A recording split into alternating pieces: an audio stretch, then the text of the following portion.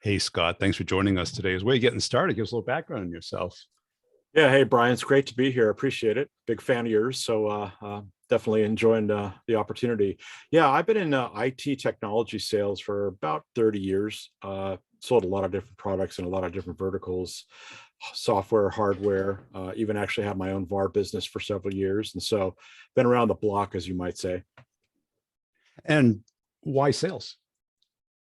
It's funny. My dad was a salesman. He was in the food industry, and I guess it's just always kind of been in my blood. Just one of those things you just kind of grow up around and kind of get acclimated to. And yeah. Cool. And you have strong feelings about doing POCs or how you do POCs? Yes, I do. POCs, in my opinion, can stand sometimes for prevention of closure. Um, and there's a lot of reasons for that, right? But yeah, at the end of the day, it's kind of a double-edged sword. It can be a good thing, but it could certainly be something that can stall a deal. So Well, let's talk about the good thing. How have you seen it handled well and why do it? yeah, it's a good point. I think the good part about it is if you can get your customer engaged and in the process, right? Yeah. Early on, and you're really active with them, you get introduced to a lot of other decision-making people. You get access to people you may not have necessarily spoken to in the process of trying to sell them. And if you do it right, it gives you the ability to showcase your product well and hopefully build a relationship that says, hey, this is a great solution for you, and we've kind of shown you why and what it can do for you. And how have you seen it prevent closure? One of the biggest challenges that I've seen is the fact that it stalls a deal, right? It stretches things out to the point where it can take months more than it should. And part of the problem is that, people in general are busy, and they get busy with work related things that aren't necessarily, you know, Buying stuff. yeah. And not only that, they're higher priority, right? So your little demo or test or whatever you want to call it, takes a back seat when the boss says, hey, you got to get this job done and we need it done right away, right? So that's part of the problem. So you can start off hot, you can have a lot of great interest in the beginning, but then what happens typically a lot of times is you get what I call, kind of ghosted during a POC, meaning that they're not avoiding you on purpose necessarily. They're just really busy. And, because it's not a priority and they've got to do other things, they tend to ignore you. And how do you prevent it? Or let's say tomorrow you go to a great account and they go, yeah, we should probably do a POC. How would you respond? Yeah, I think you have to get a little bit of information up front, right? First of all, do you have a budget to even buy the gear, right? Because it's great to sell somebody on a solution, but if they have no authority or budget to buy it, then you've wasted your time, and their time as well. So that's one of the things you have to kind of vet out up front. I think the other thing that's really important that's been helpful for me is that you really have to understand what is it exactly that we're trying to prove, right? What do you need to see? What kind of functionality do we have to show you? What questions do you have? What other stakeholders might be involved in the decision? All of those things, if you can get that up front.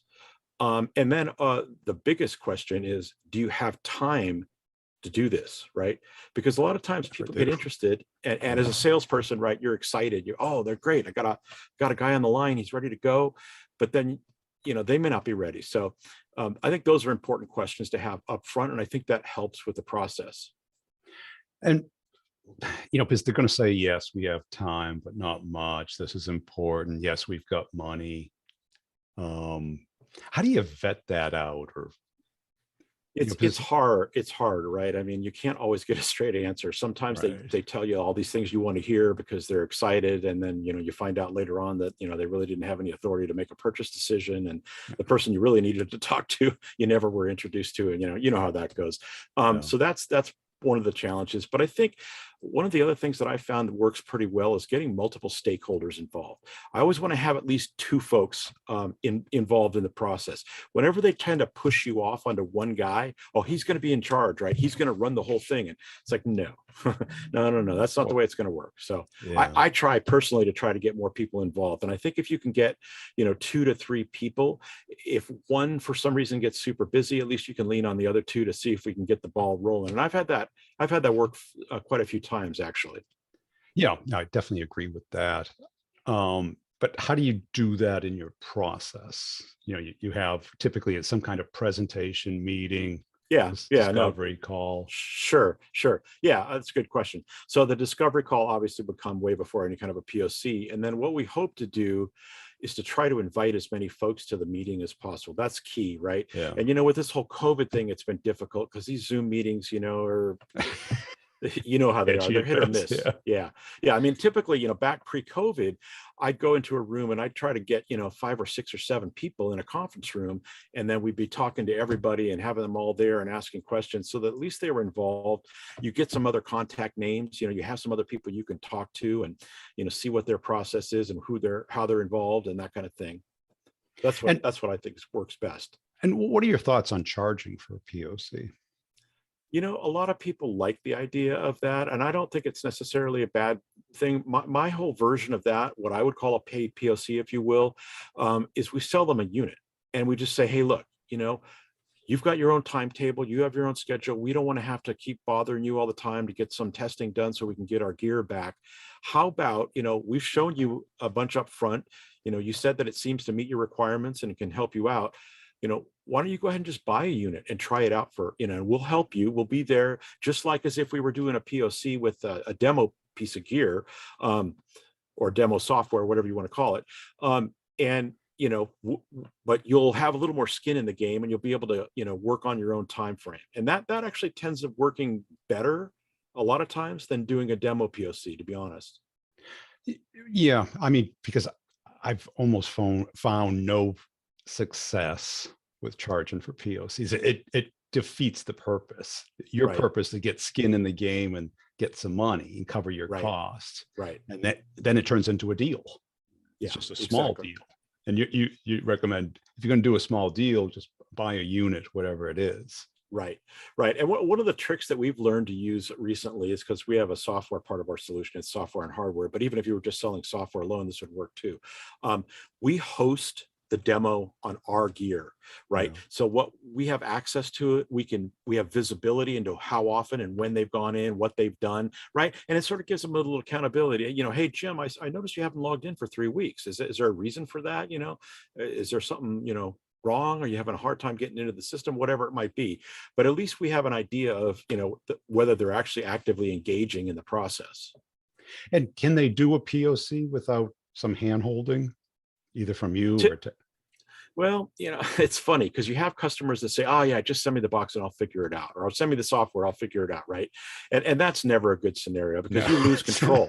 Yeah, I mean, you lose all control at that point. So I never do that. And in fact, what we try to do is usually sort of prepare a lot of it ahead of time to minimize the time they have to spend to get it up and running and start testing, right? The goal is that we want to hand them something that's ready to use out of the box, and all they have to do is, not go through the pain of configuration and all that stuff, just start testing. So I think that helps as well. And how about the idea of having a reference call with an existing customer in their space as the proof point of the POC, where they can, Yeah, a good point. I've done that before as well, and it's actually worked out really well, especially if you have a good customer who's willing to, spend their own time to talk to one of your potential customers. Yeah, I love that idea. It's a great tool. because a lot of the stuff that people sell, the POC can serve as a great reason to stay engaged with them. You know, Yes. Yeah. like if you're selling advertising, the classic thing, they have the beauty contest, come in and pitch us. And the best people just say, well, let's just get started. And you tell us we're not qualified and we'll produce some stuff, give us some feedback. Mhm. Because what do you do after that demo? They're going to immediately ask for a proposal, which is the worst thing you can do. Right. Right. You might as well just Exactly. say, please don't ever call me back unless you want something.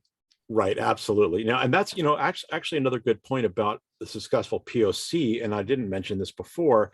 You want to try to deal with the pricing question up front, right? You want to give them an idea. What are they getting into? Is it going to cost me $1,000 a box? Is it $5,000? Whatever. And you want to have those discussions ahead of time because there's nothing worse than getting down to the wire there, and then they get a price and they're like, oh, wow, this is, way past our budget. We have no idea it was this expensive, or we can't, So yeah, I think that's something I would definitely try to do up front as well. That way they know what to expect when you give them a final proposal, and hopefully, by then you've sold them on the solution, right? And again, a part of it is a little bit of accountability, right? You have to kind of force that a little bit sometimes, where you have to say, hey, look, we've shown you X, Y, and Z. You said we had to show you X, Y, and Z. What else is there left for us to show you? We'd love to show you more if you have more questions and everything, but at the end of the day, we've done our part, and we've checked those boxes for you, right? Yeah. But then they always win, right? Because they can always just go quiet. I think Correct. if the POC, because I've always sold where there's engineers with zero budget authority, but are always price conscious. Mhm. Of course. Because Of course. price meant they had to go up the org and figure out how to get it done. Right. And they always wanted to play with a new toy. Right. So Yep. you'd always look for, what's the business use of this? Does it make business sense? Mhm. And I always made it a rule. I need the introduction to the manager before we can get this signed off. Right. Right. And that's a great point. I mean, I think that that's something you should be doing, right? You need to understand their buying process. What is your buying process? Who's involved in it? And, and a lot of times you're right, you get pushback, or they'll, I don't know. And, let me find out, and, and whatever. But at least you set the expectation that you want to get that information before you start moving forward with the project, right? Yeah. And I agree with you that when you deliver the product or give access to the product, you've got to walk them through it, because Yeah. otherwise anything that goes wrong is the product's fault, Exactly. not Right. their fault. Absolutely. And that's why I think preparation ahead of time is key for success, right? You've got to know all the potential booby traps that are out there, and you got to be prepared for them, and try to deal with them before they happen. Because yeah, it's always going to go back to the product as being bad if something goes wrong, no question. But part of the thing, here's another point though that I'd like to make on that, is that sometimes when you have a little glitch, it's not a bad thing, because it does two Right. things. It gives them an idea of, what are you going to do if I have a problem when I buy this thing, right? What's it going to be like to work with you after I've made the purchase? And then also it's really just an idea, is that, oh yeah, we're going to run into little glitches and problems here and there, but we've got solutions, and we can get right on top of it, and not a problem at all. So I think part of the whole process of the POC is that you're selling the customer on you as a company, and a person, and a rep, and a sales engineer, tech person, right? It's like, what is it like to do business with these people? And that is a great point, because after that first meeting, all the kind of structure tends to slip away, and it's as needed, Mhm. and people stop showing up on time, and they forget to call back, Right. and a POC is less important than maybe a demo, so it Mhm. gets deprioritized. Yeah, But it is exactly. all signals to the client of what it's going to be like after you buy it. Absolutely. And then the other thing too, I think, is if you're in a competitive situation, which we like to call a bake off, I think one of the things that helps is just that whole factor of, being better than your competition, from a, personality, from a service, from an actual performance standpoint, from a knowledgeability standpoint, right? All of those things sort of play into how you can win the deal, and not even necessarily having the best product. I mean, don't get me wrong, you have to have a good product, or people aren't going to buy it. But if you have a good product, and you're competing against another really decent product that's really not that different, just sometimes having that customer experience that be that much better is enough to push it over the line. Yeah, because a lot of times it turns down to a level of comfort, Absolutely. Yeah, because absolutely. that requirements list at the beginning of the beauty contest, probably 80% of it they're never going to use. Right. How much of Right. Zoom do you and I use, right? We just Right. hit and Yeah, record, right? absolutely. And that is so critical, to focus in on what they really care about. Absolutely. Yeah. And you have to get that up front too, like we talked about before. I mean, you need that information, because you can't go in with your best foot if you don't know, well, what are the hot buttons, right? What are the pain points? We always say pain points, but it's not just pain points. It's, what are The hey, real things that yeah, matter. yeah, yeah. What are the things that matter to that guy, right? The guy you're selling to. And I'm a big believer in people sell to people, right? I mean, it's true. Yeah, I wish more managers thought about that, Yeah, right? I know. Well, I know. that's why Right. they have us, right?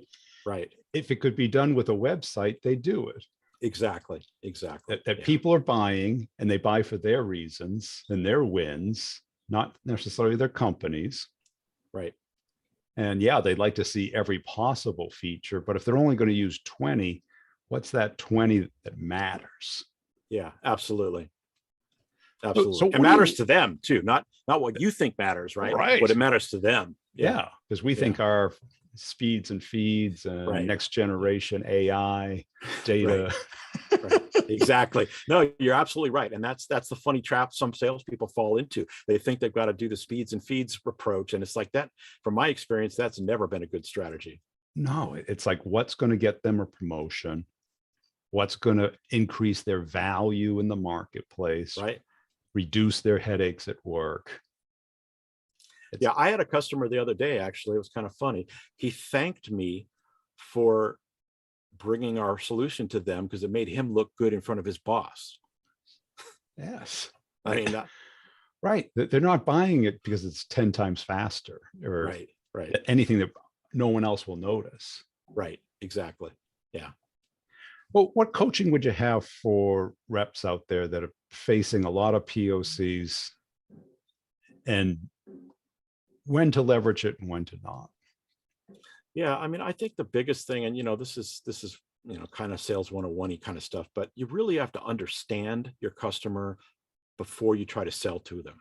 In Yeah. other words, you understand the company, you understand what their challenges are, you understand how the organization is built.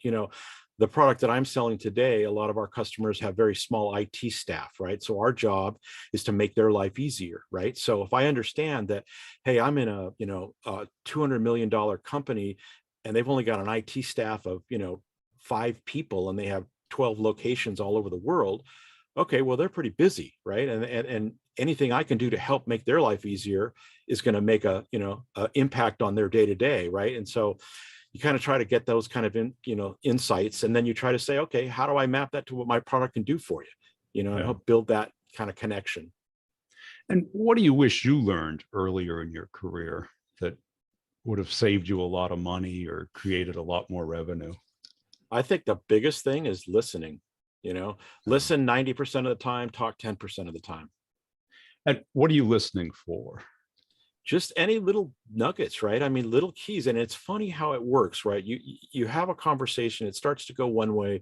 In your mind, you're thinking, oh, well, they're going to talk about this, and they're going to talk about this. Then out of the blue, typically, some other point comes up or somebody says something else. And then you go, oh, wow, light bulb. Hey, that's an important thing. I better make a note of that because that seems like it's an important thing for this guy.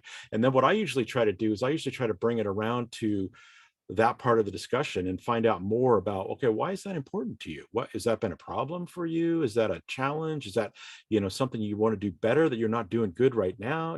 Whatever it happens to be, right? So those are the things that I think, I call them nuggets. Those are the nuggets that really can sometimes make a difference. And we saw a lot more of that in person when you're in a conference room.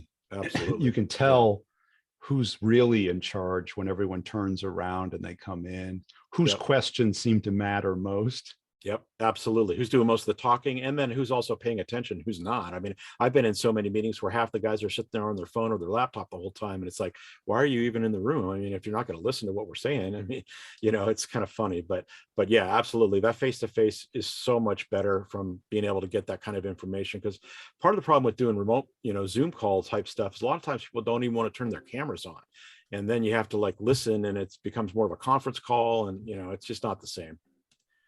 Yeah, it's not as engaging, and you don't know if they're playing with their phone or reading Right. email on the screen. Exactly. Exactly. So, Yeah. and what do you think differentiates the very best salespeople you've seen from the okay reps? Yeah, that's a good question. I would say it's, attention to detail probably is the biggest thing, right? getting all your ducks in a row, knowing as much as you can, being as well prepared for a presentation as you can, going on site and meeting the right people, not just having a meeting with the people that don't matter, all of those things I think really make a difference, and you have to have, everybody always talks about the fire in the belly, everybody's got to have that to some degree, but I think it really is details is the most important thing. And what details are you looking for? I'm just trying to learn as much as I can about the customer and what problem I can solve for them at the end of the day. I mean, it really boils Yeah. down to that. Their why. Yeah, their why. It's the most important. It's the only, well, to me, it's the only thing that's important. Yeah. Because if it's big enough, things are going to happen. If it's not big enough, it's just going to slip away. Absolutely. Yeah, absolutely. And what makes you great at sales? I don't know. I just think I have a natural affinity for working with people, talking, communicating, listening, which I've learned over the years, and just really understanding, there's a saying out there, it's not, don't listen to hear, listen to understand. And I think Understand. that's the important part, right? If you can understand, then you can have, better success at doing what you want to do. Right. Because it's not the words, it's the meaning of the words. And what are the Exactly. meaning of the Yeah. words to them? Right. Absolutely. To them. Yeah. And do they feel understood? Right. And, that's a good point, actually, because a lot of times I'll ask a question when somebody says something, I'll say, just so I understand what you're saying, I'm hearing you're saying, X, Y, and Z, and then make just getting a little confirmation that that's really what they're trying to say. Right. Because sometimes, people communicate in weird ways and they don't always say, things the most clear and concise method. And, so. Right. Because that is what everybody wants. They want to be understood. Right. That Scott gets us. Right. He Absolutely. understands what Yeah. we're faced. Yeah. And that's exactly right. Because that's exactly what's important to them. And that's going to make them more comfortable with you. And it's also going to give you more of a conversational, informational sharing kind of a relationship with them as well. Because Yeah. I've been in deals early on in my career thinking, oh, things are going great. I'm right down to the wire. And then it just blows up on my face. And what I didn't realize at the time was I had no idea what I was really doing. I just made some assumptions based on what I thought was doing. And that's never a good plan. So, yeah. Yeah. Because a lot of people are what I call false champions. Mhm, They'll meet with you, they'll share ideas, they got passion for what they're doing. mhm. But do they have that credibility? And does the company still have that credibility of Yeah, that person, that confidence in them that they know what they're doing? absolutely. Yeah. And when you look at your forecast, how do you prioritize it or get a sense of what's really going to close and what's worth investing in? Yeah, that's a good question. So I would say primarily it's just based on the engagement quality, if you will. That's sort of the quotient that I measure it by. How well have we been engaging? How consistent has it been? How has it been progressing through the process? Is there a visible, light at the end of the tunnel, if you will, towards a closure? Or are we just floundering out there hoping that, something's going to happen and, I'm sure you've been there. You know what I'm talking about. Well, that's it. Yeah. Because a lot of people they don't want to see what they should be seeing. Right. Absolutely. Yeah. Yeah. Just because somebody's willing to take the call doesn't mean there's a need behind there. They might just Yeah. want an education Right. on what's Exactly. going on in the industry. Yep. Absolutely. And there are a lot of people out there that do that, right? I mean, a lot of times you'll get people that act like oh yeah, we really need this and we really are interested. And, Yeah. okay, well, that sounds great, but let's dive a little deeper and find out what's really going on underneath the hood, right? Yeah. And they don't really think that, we only get paid if we close something and that, Right. Right. wasting our time it isn't a nice thing to do. Right. No, absolutely. And it's funny that you say that because I start a lot of emails off sometimes when things are stalling with the phrase, I don't want to waste either of our time, letting them know that I know their time is important, but you know what? So is mine. Right. And a lot of sales reps don't think that way. They don't think that their time is valuable. Right. Yeah. It's one of the most valuable assets we have. I mean, It really is what we have, that and our ability. mhm, no question. You Yeah. know. And what advice would you have for the reps out there who are kind of struggling and wondering if B2B is the right sales space for them to be? Just try to learn from your peers. One Yeah. of the cool things I like about sales is that I've been with so many different type of salespeople. And the beautiful thing about it is they can have completely different styles, completely different personalities, and yet they can all be successful equally. And it's just amazing to me how varied it can be, right? So I always look at, hey, what's this guy over here doing that I'm not doing? What's he doing? How's that working for him? Hey, Jim, what did you do on your email campaign that got so many hits? Things like that. Just try to learn. Like you always say, it's about honing your craft, right? It is a craft. You have to treat it like any other thing. It's like if I want to play a musical instrument, I'm not going to be, a success out of the gate. It's going to take a lot of hard work and practice. And hopefully along the way, as I'm learning, I continue to get better and better. Yeah. And what gave you that mindset? Was there something in your past, or was it a lesson hard learned? It's just life. I mean, in Yeah. general, I think it really is. I mean, and just about anything I've ever worked at, I've gotten better just by putting more time into it. Yeah. Cool. Hey, Scott, I appreciate your time today. Where can people go to connect and follow you? I'm on LinkedIn and linkedin.com/in/SWEHBA.